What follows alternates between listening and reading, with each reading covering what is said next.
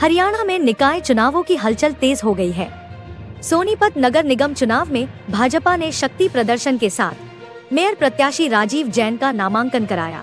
नामांकन के दौरान शहर में भाजपा का दमखम साफ नजर आया, जहां सैकड़ों की संख्या में कार्यकर्ता, पदाधिकारी और समर्थक जुलूस के रूप में नामांकन स्थल तक पहुंचे। पूरे माहौल में चुनावी जोश और उत्साह देखने लायक था। इस मौके पर भाजपा प्रदेश अध्यक्ष मोहनलाल बड़ोली, सोनीपत के विधायक निखिल मदान और गन्नौर के विधायक देवेंद्र कादियान मौजूद रहे। नेताओं ने कार्यकर्ताओं का उत्साह बढ़ाते हुए आगामी चुनावों में जीत का विश्वास जताया। जो है भारतीय जनता पार्टी हाईकमान का धन्यवाद करता हूं और आज दोबारा से मुझे प्रत्याशी बनाया है। आज प्रदेश अध्यक्ष मोहनलाल बड़ोली जी, विधायक निखिल मदान जी, भारतीय जनता पार्टी के वरिष्ठ नेता ललित बत्रा जी, हमारे गन्नौर से विधायक जो है देवेंद्र कादियान जी, हमारे विजेंद्र मलिक जी जो गोहाना के और जिला अध्यक्ष हैं, और तमाम कार्यकर्ताओं के साथ जो है आज बहुत जोश खरोश से नामांकन दाखिल किया गया है। और नामांकन के दौरान जो है शहर की जनता ने जिस तरह से आशीर्वाद दिया है, फूलों की वर्षा से स्वागत किया है, दुकानदारों ने दुकानों से बाहर निकल कर जो है आशीर्वाद दिया है, मुझे पूर्ण विश्वास है कि जिस तरह से पिछले चुनाव में जनता ने एक तरफा जीत जो है कमल का फूल खिलाने का काम किया था, इस बार भी जनता 9 महीने के कार्यकाल को देखते हुए जिस तरह से 24 घंटे जो है शहर की जनता की समस्याओं के समाधान के लिए काम किया है और बहुत ज़्यादा मतों से कमल का फूल जो है इस बार सोनीपत नगर निगम में अवश्य खिलेगा और हमारे 22 के 22 जो है पार्षद जीत कर जो है जाएंगे। कांग्रेस तो ये कह रही है कि पहला मेयर हमारा था, छोटी सरकार हमारी थी, और बीजेपी नहीं, अब की बार हमें छोटी सरकार बनाएगी। देखिए जो है पिछली बार सरकार थी 2020 में, लेकिन जो है हमारे विधायक निखिल मदान जी भारतीय जनता पार्टी की नीतियों से खुश होकर सरकार की जो है विकासात्मक बिना भेदभाव की नीतियों को मानते हुए जो है वो भारतीय जनता पार्टी में शामिल हुए।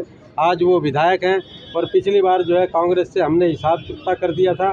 पिछली बार कांग्रेस को बुरी तरह से ठोकने का काम किया, अब की बार फिर ठोकेंगे। सरकारों का धन्यवाद पहले तो कि आज भारतीय जनता पार्टी के जो सोनीपत के निकाय चुनाव में मेयर पद के प्रत्याशी भाई राजीव जैन जी ने आज नॉमिनेशन किया है और तमाम भारतीय जनता पार्टी के कार्यकर्ताओं का आशीर्वाद लेके आज हवन यज्ञ करके और पूरे बाज़ार के अंदर भव्य स्वागत मार्केटों के अंदर हुआ है। अलग अलग मार्केटों ने भव्य स्वागत किया है और जिस प्रकार का उत्साह, जोश और जो वातावरण देखने को मिला है, एक तरफा वातावरण आज भारतीय जनता पार्टी का इस निकाय चुनाव 2026 में भाई राजीव जैन के जैसे ही उम्मीदवार का चयन की प्रक्रिया हुई, उसके बाद अलग ही जोश सोनीपत में देखने को मिला है। और मैं पूरे विश्वास से कह सकता हूं कि सोनीपत का सभी वार्डों का चुनाव और मेयर का चुनाव भारतीय जनता पार्टी बड़े बहुमत के साथ, यहाँ पहले भी भारतीय जनता पार्टी के मेयर के रूप में राजीव जैन जी रहे और आज दूसरी बार फिर से इस 2026 के चुनाव में 10 मई को कमल के फूल का बटन दबाकर भाई राजीव जैन जी को चुनने का काम सोनीपत की जनता करेगी। अध्यक्ष जी, कल पूरे दिन एक प्रकरण उन्होंने उनकी तरफ से सूचना रही कि वो चुनाव छोड़ सकते हैं और फिर शाम होते होते उन्होंने प्रेस कॉन्फ्रेंस की और कहा कि ये अफवाह जो है विपक्ष की तरफ से फैलाई जा रही है। वो तो उनके जो कांग्रेस के प्रदेश अध्यक्ष थे उनसे मिलने जो है अम्बाला गए थे, इस प्रकरण को कैसे देखते हैं? अब ये उनकी पार्टी का काम है और ये चुनाव का समय, हम तो उनको बधाई दे रहे हैं कि इस प्रकार के प्रकरण उनके चलते रहें, 10 मई तक भी ऐसे ही चलते रहें, कोई दिक्कत नहीं है। पता नहीं कितनी बार वो बैठेंगे, कितनी बार उठेंगे, ये तो कांग्रेस का कल्चर है, उनका संस्कार है। और वो क्यों गए, किस लिए गए, ये सारी तो उन्होंने ही बतानी है। इस पर कोई राजनीति करने का हमें ज़रूरत नहीं है। हर पार्टी अपने उम्मीदवारों के चयन की प्रक्रिया को पूरा करती है, उनके तरीके अलग अलग होते हैं। कांग्रेस का हो सकता है ऐसा ही तरीका हो, एक बार बैठा दे, एक बार उठा दे। महिला आरक्षण बिल को लेकर लगातार राहुल गांधी आ सकते हैं हरियाणा में, वो सद्भाव यात्रा में आएंगे, वो उनका स्वागत भी करेंगे और वो जलेबी की याद हरियाणा को भी, हर पूरे देश को है। है ना, वो जलेबी की फैक्ट्री का उद्घाटन करने आ सकते हैं। ऐसी कोई बात नहीं। महिला आरक्षण को लेकर बीजेपी प्रदर्शन ये कह रही है और करना चाहती थी। क्या ये 2023 में हम बिल पास हो आज देश की जनता और मैं धन्यवाद करूंगा पूरी मीडिया का भी, इन्होंने पूरे विषय को विस्तार से दिखाया है।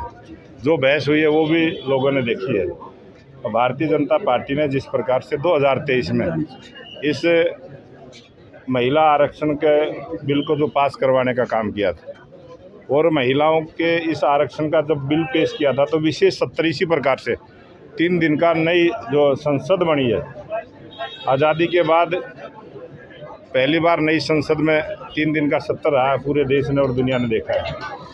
और नारी शक्ति वंदन अधिनियम 2023 जो पास किया था उसमें लिखा था कि 33% का आरक्षण 2029 में जब चुनाव होंगे लोकसभा और विधानसभा, उसमें बहनों को ये अधिकार मिलेगा।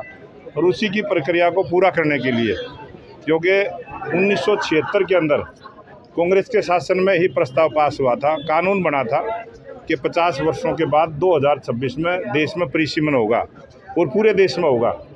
वो भी परिसीमन की भी प्रक्रिया 2026 में होनी है।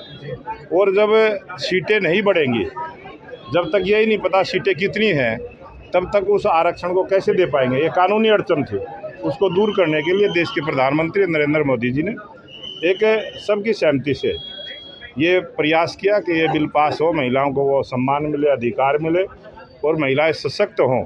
लेकिन कांग्रेस पार्टी के लोगों ने और समाजवादी पार्टी के लोगों ने, टीएमसी ने जिस प्रकार से विरोधी दलों ने इस बिल को गिराने का काम किया है, ये देश की जो आधी आबादी है, देश की महिलाओं की नज़रों से ये सभी दल गिरे हैं।